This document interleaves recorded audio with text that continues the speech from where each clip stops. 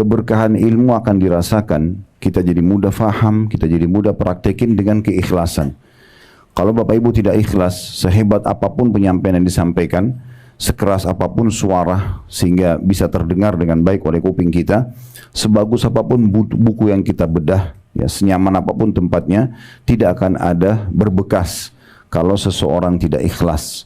Tapi kalau dia ikhlas, walaupun kadang-kadang kita cuma mendengarkan cuplikan ceramah 1 menit, tapi di saat kita ikhlas mendengarkannya, maka kita lebih mudah untuk mempraktekannya. Disitulah keberkahan ilmu. Ya. Ini poin penting mungkin untuk digarisbawahi, dan selalu kejar keutamaan ilmu itu sendiri.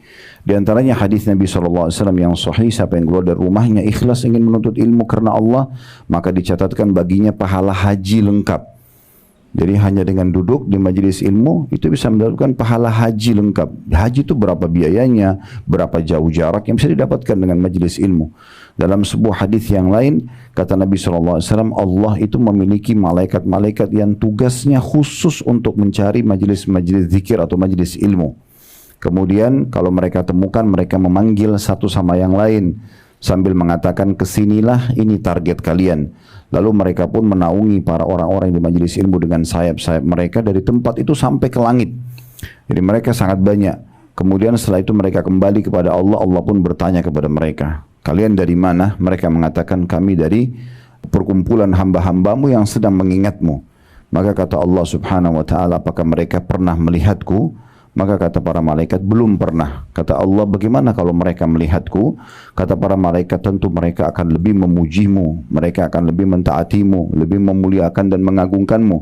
Lalu Allah subhanahu wa ta'ala mengatakan, apa yang mereka harapkan? Kata para malaikat, mereka berharap surgamu.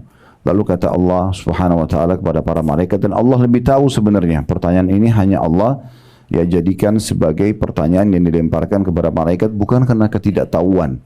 Lalu kata Allah subhanahu wa ta'ala, apakah mereka sudah pernah lihat surga? Kata para malaikat, belum. Kata Allah subhanahu wa ta'ala, bagaimana kalau mereka sudah melihatnya? Maka kata para malaikat, mereka pasti akan lebih giat lagi mengejarnya. Lalu kemudian Allah subhanahu wa ta'ala mengatakan lagi, dari apa mereka berlindung? Kata para malaikat, mereka berlindung dari api neraka. Lalu kemudian mereka atau Allah subhanahu wa ta'ala mengatakan, apakah mereka sudah pernah melihat neraka? Kata para malaikat, belum.